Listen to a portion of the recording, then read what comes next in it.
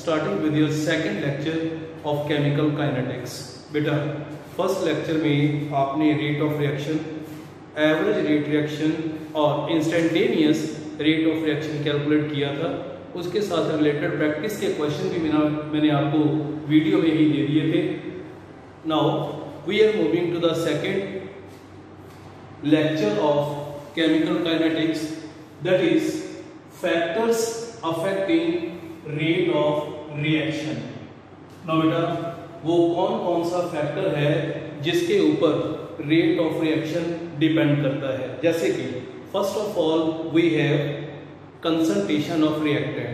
याद रखो rate of reaction is directly proportional to concentration of reacting molecules because with increase in concentration, chances of effective collisions between reacting molecule increases, which ultimately increases the rate of reaction. So we can say K rate is directly proportional to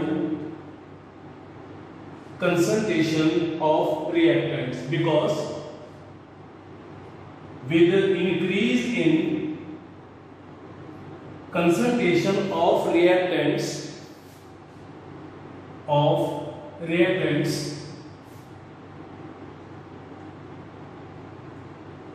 effective collisions between reactants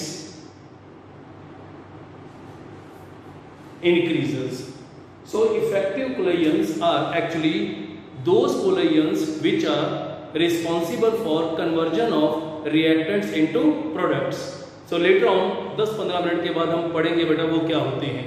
Now we are moving to the particle size of reactant, जिसमें देखो कि याद रखो कि rate is inversely proportional to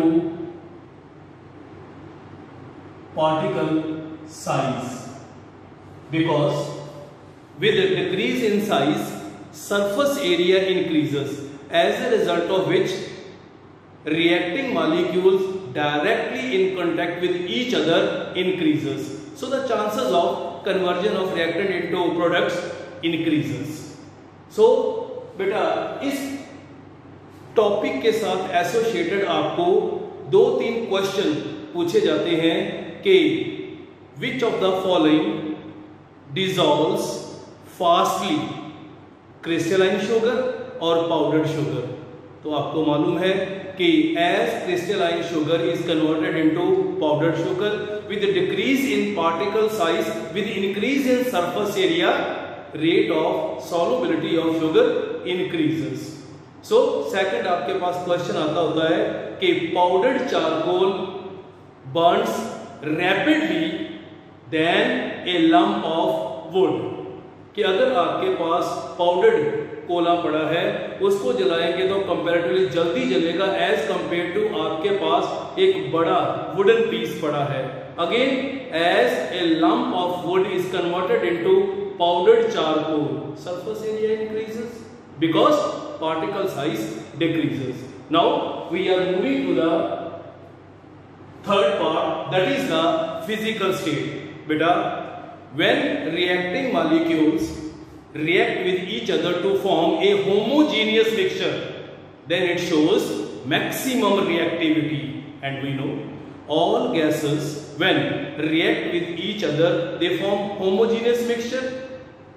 Secondly, as we are moving from gas to liquid to solid, there is increase in attractive forces between reacting molecules, or ultimately you can say reactivity in gases is maximum, then in liquids, and it will be least in solids due to existence of strongest attractive forces among reactant molecules. Now we can say the order of reactivity.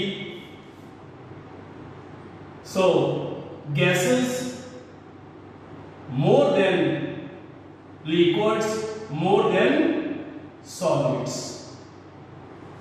Now we are moving to the nature of reacting. Yeah, rate of reaction depends upon the nature because rate of reaction depends upon the strength of old bonds between reacting molecules and strength of new bond formed in products. So just to explain this concept, I have two examples. First of all, we have an example of conversion of a monoxide into its dioxide, but depending upon the nature of monoxide, they have different rate. For example, we have nitric oxide, nitrogen monoxide gas. On oxidation, it produces NO2 gas.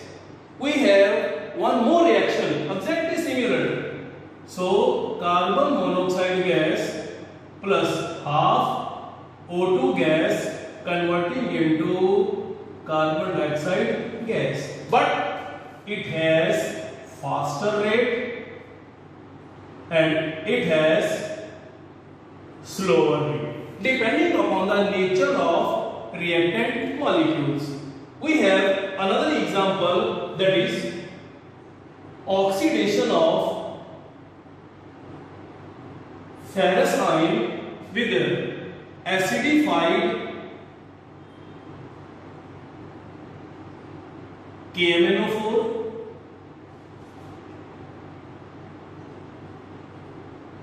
Similarly, we have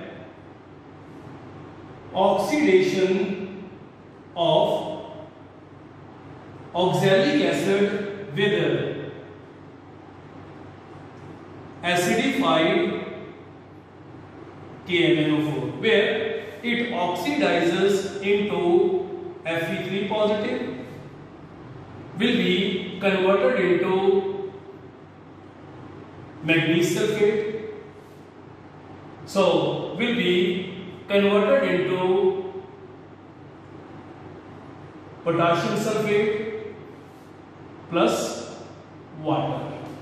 Similarly, we have same oxidizing agent same, but substance which is to be oxidized is different. So it will oxidize into carbon dioxide. Again, we have manganese sulfate, we have potassium sulfate, and we have water molecules. But this reaction has faster rate and it has slower rate depending upon the nature of reacting molecules. Now, actually, rate of reaction depends upon the strength of old bonds which are to be broken. If the energy required to break the old bonds is lesser, it will be faster rate. If quite high energy is required to break the old bonds, it will have the slower rate. Now we are moving to the, listen students, very important, that is the temperature. We know with increase in temperature, kinetic energy of reacting molecules increases. It means rate of reaction is directly proportional to temperature. Listen students. So we are moving to the fifth, that is temperature. Listen. Rate of reaction is directly proportional to temperature because with increase in temperature, kinetic energy of the reactant increases. Later on, it was experimentally proved by scientist Maxwell-Boltzmann by using its Maxwell-Boltzmann distribution law, in which fraction of the molecule of the reactants actually converting into product was plotted against the kinetic energy. बेटा उस scientist ने ये कहा था, experimentally with every 10 degree rise in temperature, rate of reaction doubles. जितनी बारी 10 degree Celsius temperature हम बढ़ाएंगे, rate of reaction double double double हो ही जाएगा। जिस चीज को उस साइंटिस्ट ने बेटा ग्राफिकली कंफर्म किया था, वेरीफाई किया था, जिसमें उसने दो ग्राफ लिए।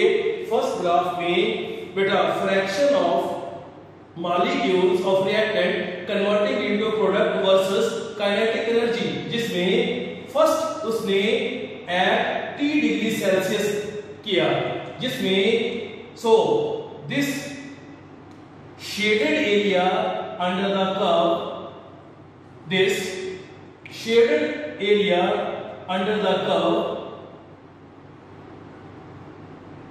shows the actual fraction of reactant molecules converting into product पर with 10 degree rise in temperature, जब हमने T plus 10 डिग्री किया तो देखो बेटा shaded area under the curve doubles। So अगर shaded area under the curve double हो गया है, इसका मतलब है कि डबल रिएक्टेंट जो है वो प्रोडक्ट में कन्वर्ट हो गए हैं। तो क्या कहा उसने? उसने कहा इसको मैथमेटिकली याद रखो, according to Maxwell Boltzmann distribution law, with every 10 degree rise in temperature, rate of reaction doubles because shaded area under the curve doubles with every 10 degree rise in temperature। यही अगर मैं यहां पे कह दूं कि T plus 10 तो शेडेड एरिया, और बेटा इस ग्राफ में होता क्या है, एक तो मैक्सिमा नीचे आ जाएगा, राइट साइड पे चला जाएगा, और shaded area under the curve doubles with every 10 degree rise in temperature. Now बेटा इसके बाद टेम्परेचर के साथ ही रिलेटेड है कि कंसेप्ट ऑफ कुलेयन फ्रीक्वेंसी। सो याद रखो, एक गिवन वॉल्यूम में एक कांस्टेंट टेम्परेचर के ऊपर हम कहें कि कोई भी रिएक्टेंट मॉलिक्यूल्स आपस में 1 सेकंड में कितनी बारी टकराए, that is called collision frequency. Collision frequency is defined as number of collisions among reactant molecules per unit volume per unit time. Constant volume में पड़े रिएक्टेंट्स 1 सेकंड में एक दूसरे के साथ वो कितनी बारी टकराए, वो उनकी कुलेयन फ्रीक्वेंसी है। बेटा अकॉर्डिंग टू दिस कंसेप्ट कहा जाता था कि rate of reaction is directly proportional to collision frequency, के मॉलिक्यूल जितनी बारी एक दूसरे के साथ टकराएंगे उतने ही प्रोडक्ट बनने चाहिए। तो फिर इससे क्या क्लियर होता है, अगर हम मैक्सवेल-बोल्ट्जमैन डिस्ट्रीब्यूशन लॉ को एक्सेप्ट कर रहे हैं तो फिर होना क्या चाहिए कि with 10 degree rise in temperature collision frequency भी डबल हो जानी चाहिए। कि अगर मैं कहूं कि मेरे पास कोई रिएक्शन 25 डिग्री सेल्सियस के ऊपर टेक प्लेस कर रहा है, सो अगर मैं उसको 35 डिग्री सेल्सियस पे कर दूं तो उसमें क्यों? क्योंकि with every 10 degree rise in temperature collision frequency जो है, क्योंकि रेट ऑफ रिएक्शन डबल हो रहा है, इट मींस कुलेयन फ्रीक्वेंसी डबल होनी चाहिए। तो बेटा रेस्ट ऑफ द साइंटिस्ट ने इस चीज को फॉलो करते हुए कुलेयन फ्रीक्वेंसी को वेरीफाई करने की कोशिश की। अब ध्यान से देखना इस चीज को।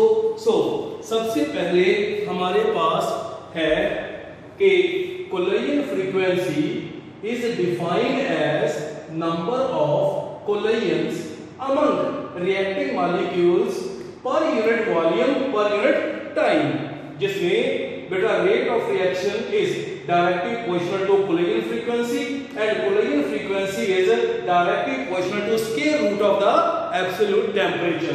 Now beta Z is directly proportional to the temperature. So अगर हम कोई दो टेम्परेचर जिनमें 10 डिग्री का डिफरेंस हो, उनमें हम रिलेट करके देखें कि क्या टेम्परेचर 10 डिग्री बढ़ाने से कुलेयन फ्रीक्वेंसी डबल होती है। तो बेटा हमने इसको कुलेयन फ्रीक्वेंसी को वेरीफाई करने के लिए हमने दो टेम्परेचर लिए बेटा, 25 degree Celsius and 35 degree Celsius. So if we select two temperatures having difference of 10 degree, now we want to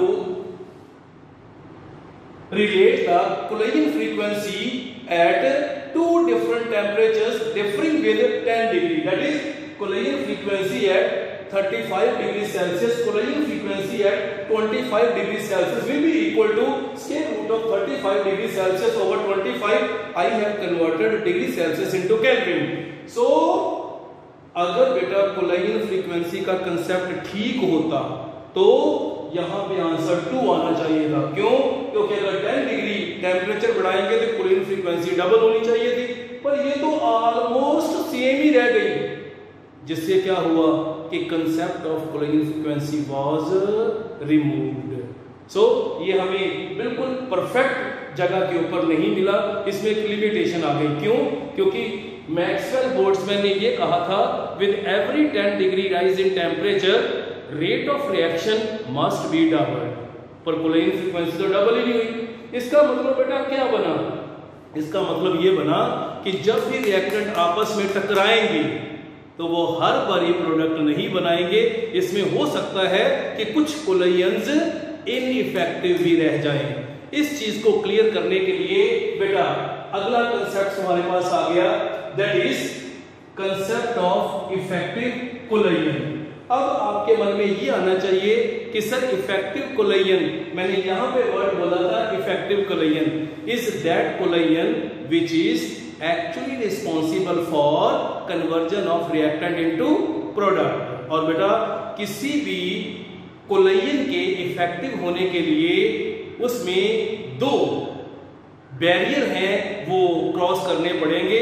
first we have the बेटा energy barrier, second is the orientation barrier. सबसे पहले बेटा collision which are actually responsible for conversion of reactants into product are called effective coalitions, and for a coalition to be effective it must cross, first is the energy barrier, second is the orientation barrier। Now we are starting with your energy barrier। सुनो बेटा, हर एक chemistry में reaction के लिए reactant को एक minimum amount of energy चाहिए होती है to be converted into product, जिसको हम एनर्जी बैरियर कहते हैं। 5-10 मिनट के बाद इसकी टेक्निकल भी मैं वर्ड बोलूंगा क्या है। आज सिर्फ अभी तक यही कि उसको हम एनर्जी बैरियर कहते हैं। सो हमारे पास बेटा एक रिएक्शन है, इस रिएक्शन में मैंने एनर्जी वर्सेस टाइम और प्रोग्रेस ऑफ रिएक्शन को प्लॉट किया है। याद रखो बेटा, हर एक रिएक्शन में रिएक्टेंट को प्रोडक्ट में कन्वर्ट करने के लिए एक मिनिमम अमाउंट ऑफ एनर्जी चाहिए, उसको हम कहेंगे कि वो हमारे पास है बेटा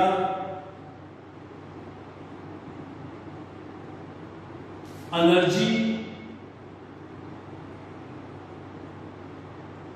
बैरियर। अब ध्यान से सुनना बेटा। सो हमारे पास कोई दो रिएक्टेंट से, suppose we have A and B.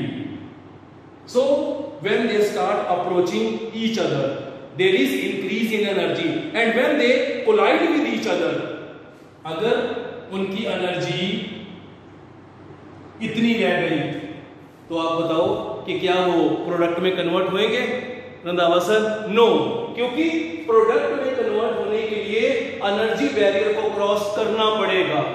So reactant आपस में टकराए, नो, रिएक्टेंट आपस में टकराए, नो, बेटा रिएक्टेंट्स आपस में कोलाइड किए, and if after collision energy barrier is crossed, then it will be converting into product।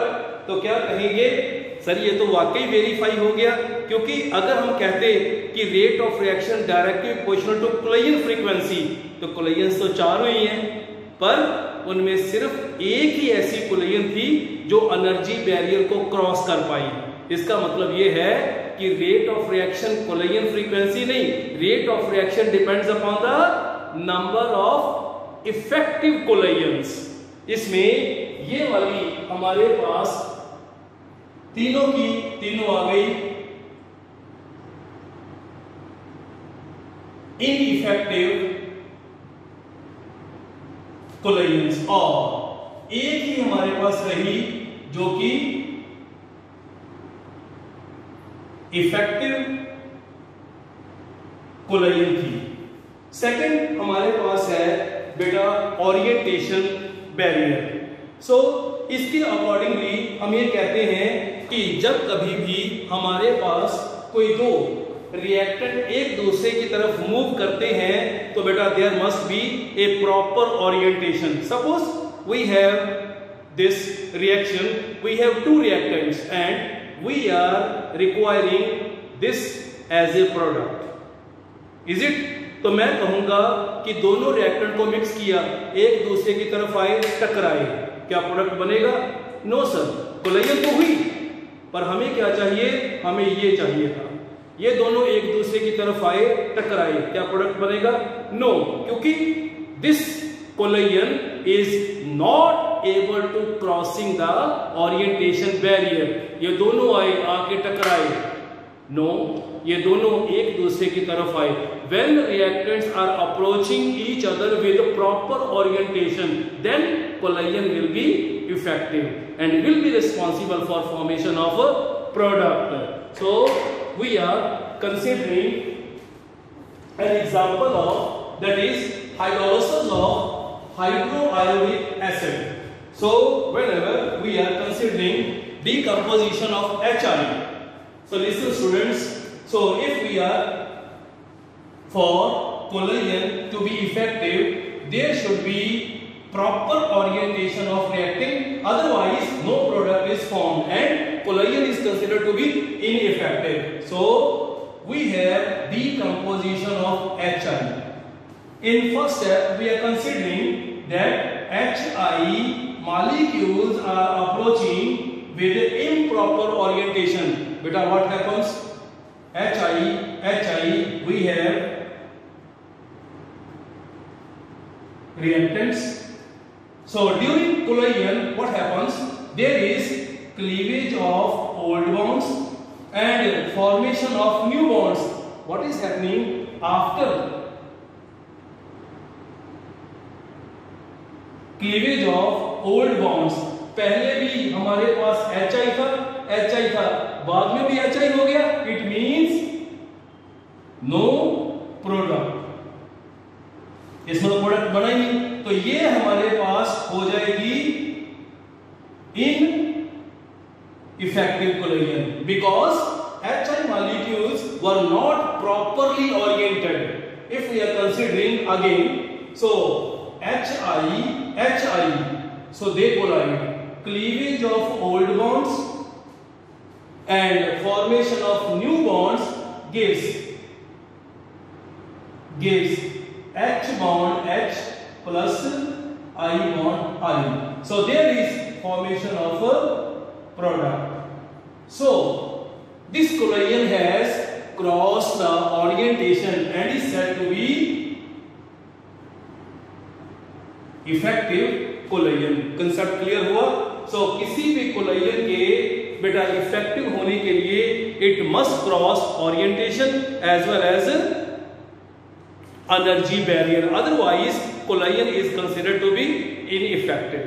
Now we are moving to the very important concept of activation energy. बेटा किसी भी रिएक्शन में reactant की energy में हम जितनी energy बाहर से ऐड करें ताकि वो प्रोडक्ट में कन्वर्ट हो जाए, उसको हम एक्टिवेशन एनर्जी कहते हैं, जिसमें बेटा extra amount of energy added to the reactants to convert into product is called activation energy, where total amount of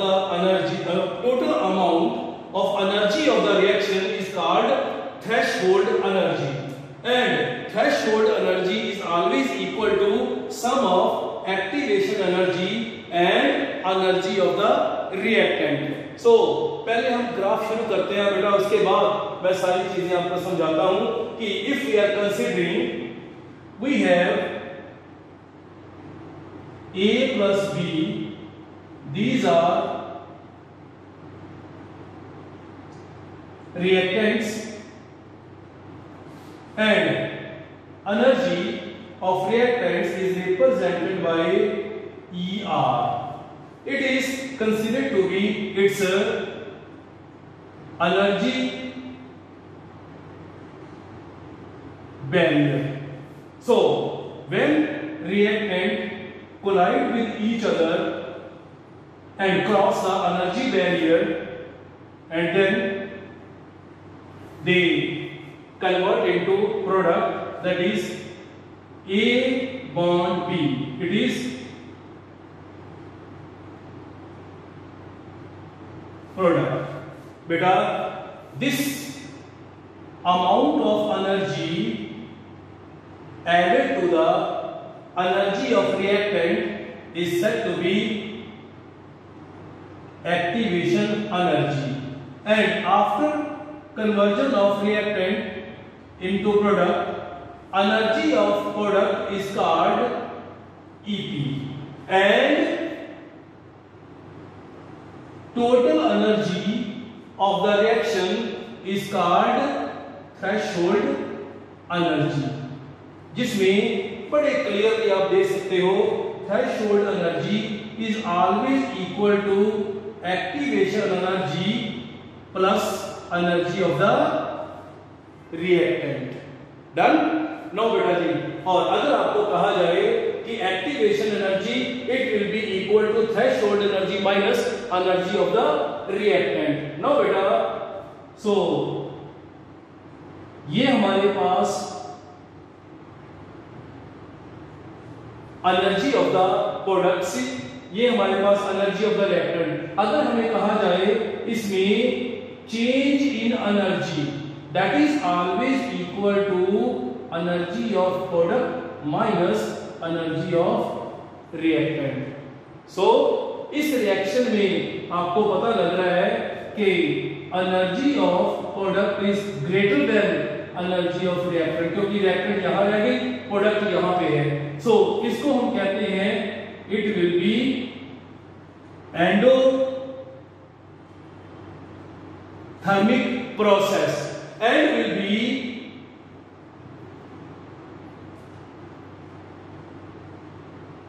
favoured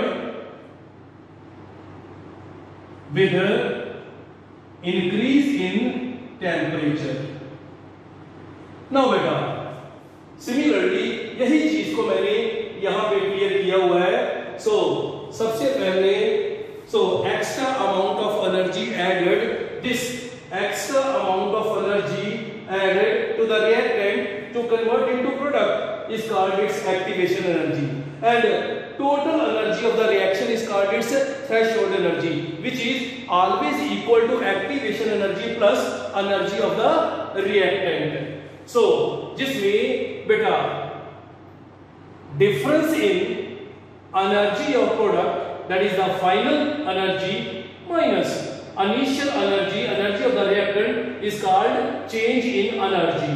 So ये याद रखो कि अगर हम कहेंगे कि change in energy which is EP minus ER, अगर इसमें EP greater than ER है जैसे कि इसमें था, ये एंडोथर्मिक होएगा and will be favored with increase in temperature, और अगर हम EP लेसर देन ER होएगा, डेल्टा E की वैल्यू नेगेटिव होएगी, इसको हम एक्सोथर्मिक कहेंगे। इट विल बी, जैसे कि इसी को हम उल्टा चले जाओ, ये फॉरवर्ड है, अगर बैकवर्ड जाएंगे तो बैकवर्ड ये रिएक्टेंट है और ये प्रोडक्ट है, तो फिर बेटा जी कहेंगे रिएक्टेंट की एनर्जी ज्यादा है, प्रोडक्ट की कम है, तो वो बन जाएगा एक्सोथर्मिक। आप लोगों को कभी भी एग्जाम में ऐसे डाटा दे के पूछा जाए कि with increase in temperature reaction कौन सा प्रोसीड करेगा, तो हमने देखना है कि कौन सा एंडो है। With decrease in temperature in दोनों में से कौन सा फेवर करेगा, जो एक्सो है। और बेटा एक चीज बस समझानी मैंने रह गया कि याद रखो कि rate of reaction is inversely proportional to activation energy. का क्या मतलब है? किसी भी रिएक्शन में जितनी एक्टिवेशन एनर्जी कम होगी, रेट ऑफ रिएक्शन ज्यादा होएगा। ये मैं आपको लास्ट लेक्चर में मैथमेटिकली करके बताऊंगा, पर आज इसको आप लर्न करके रखो। किसी रिएक्शन की एक्टिवेशन एनर्जी नेगेटिव नहीं होती। किसी भी रिएक्शन में एक्टिवेशन एनर्जी जीरो नहीं होती। हर रिएक्शन में एक्टिवेशन एनर्जी हमेशा ग्रेटर देन जीरो और पॉजिटिव इंटेगर होती है। सो याद रखो, वो हमेशा पॉजिटिव डायरेक्शन में होती है, ग्रेटर देन जीरो। ये आर्हीनियस इक्वेशन है, उसके अकॉर्डिंगली मैं आपको समझाऊंगा। थोड़ा सा मैं हिंट दे देता हूं कि अगर हम मान लें कि हमारे पास एक्टिवेशन एनर्जी नेगेटिव है, तो पता क्या होता है? कोलिजन फ्रीक्वेंसी इफेक्टिव कोलिजन से भी बढ़ जाती है। वो तो आप जानते हो, ये तो कभी भी नहीं हो सकता। अगर हम उसको जीरो मान लेते हैं तो कोलिजन फ्रीक्वेंसी इफेक्टिव कोलिजन के इक्वल आ जाती है। वो भी हम जानते हैं कि हर कोलिजन जो है वो energy as well as orientation barrier cross नहीं। तो याद रखो, जब कभी भी हम एक्टिवेशन एनर्जी की वैल्यू पॉजिटिव लेते हैं तो बेटा फिर हमेशा कोलिजन फ्रीक्वेंसी का नंबर इफेक्टिव कोलिजन से कम आता है। ये मैं आर्हीनियस इक्वेशन में लास्ट लेक्चर में आपको मैथमेटिकली प्रूव करके बताऊंगा। सो नाउ बेटा मेरी तरफ से आपका एक्टिवेशन का कंसेप्ट हो गया। अब मैं एक एक्टिवेशन एनर्जी का न्यूमेरिकल खुद करूंगा, फिर दो न्यूमेरिकल आपकी प्रैक्टिस के लिए दूंगा। So now we are moving to the numericals related with activation. We have numerical related with activation energy. आराम से ध्यान से समझो बेटा, very very important and is somewhat confusing. Most of the बहुत ही आसान चीज थी, पर most of the time students इसमें कंफ्यूज हो जाते होते हैं। बेटा given that given in a given reaction energy of reactants is equal to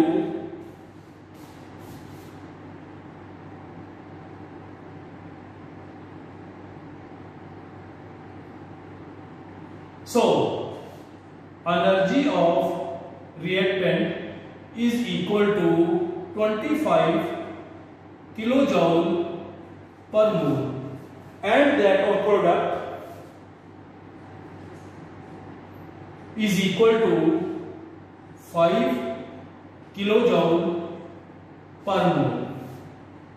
और साथ में उसमें कहा है threshold energy is equal to 95 kilojoule per mole। बेटा अगर मैं इसका एनर्जी का बनाने की कोशिश करूं तो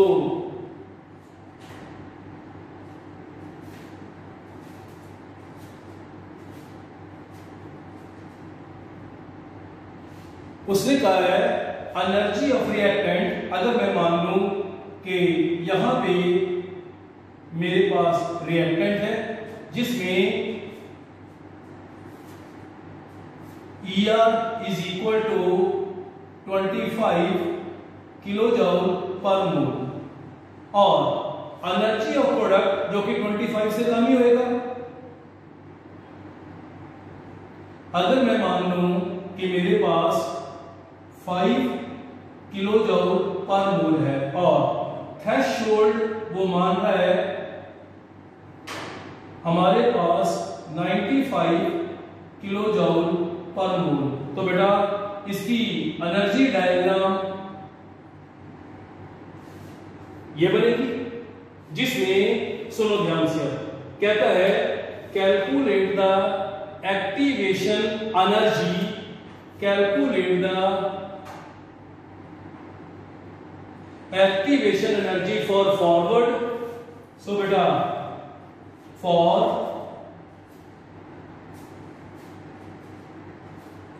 फॉरवर्ड आप जानते हो कि activation energy is always equal to threshold energy minus energy of the reactant, where it will be 95 minus 25 is equal to 70 kilo joule per mole. और अगर कहा जाए कि for backward direction again activation energy is equal to threshold energy minus energy of the reactant. अगर हम backward आएंगे तब reactant ये है, प्रोडक्ट ये है, तो ये क्या बनेगा, थ्रेशोल्ड तो सेम ही रहेगी, it is 95 minus 5 is equal to 90 kilo joule per mole. सो बेटा पहला पार्ट सॉल्व हो गया। कहता है which opposing process is faster, जिसमें हम जानते हैं कि सेकेंड बेटा rate of reaction is inversely proportional to activation energy. So जिसकी एक्टिवेशन एनर्जी जो है हमारे पास कम है उसका रेट, तो क्या बनेगा इसमें कि rate of forward reaction will be more than that of rate of backward, क्योंकि बैकवर्ड के लिए एक्टिवेशन एनर्जी की वैल्यू ज्यादा है। Now third part, what is the nature of, so बेटा नेचर के लिए हमें क्या चाहिए, delta E. So for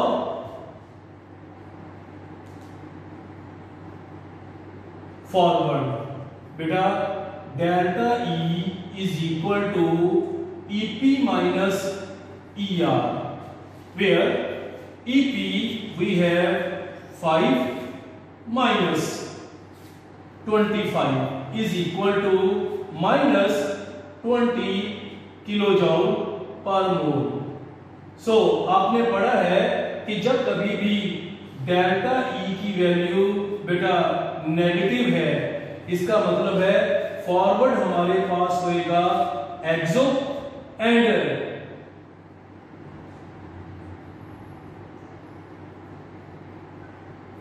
backward के लिए डेल्टा ई की value EP minus E R. अब बेटा प्रोडक्ट हमारे पास ये है, it will be 25 minus 5 20 kilo joule per mole. So अगर डेल्टा ई की वैल्यू पॉजिटिव है इट विल बी एंडो। और फोर्थ क्वेश्चन था कि what will be the direction of reaction with decrease, और आप जानते हो कि with decrease in temperature exo is favoured, exo is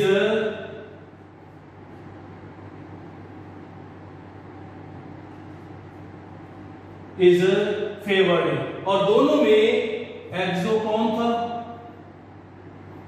it means कहता कि what will be the direction, so it will B forward. बिल्कुल आसान न्यूमेरिकल है, कोई इसमें ज्यादा कॉम्प्लिकेशन वाली बात नहीं, बस आपकी क्रिस्टल क्लैरिटी होनी बहुत जरूरी है। थ्योरेटिकल था, न्यूमेरिकल था, कोई ऐसी बात नहीं। अभी इसके बाद आपकी प्रैक्टिस के लिए मैं बेटा 2 और न्यूमेरिकल देता हूं जिसको आप करके देखो और उनके आंसर हम व्हाट्सएप ग्रुप के ऊपर डिस्कस करें। सो बेटा for your practice we have 2 more questions related with activation energy.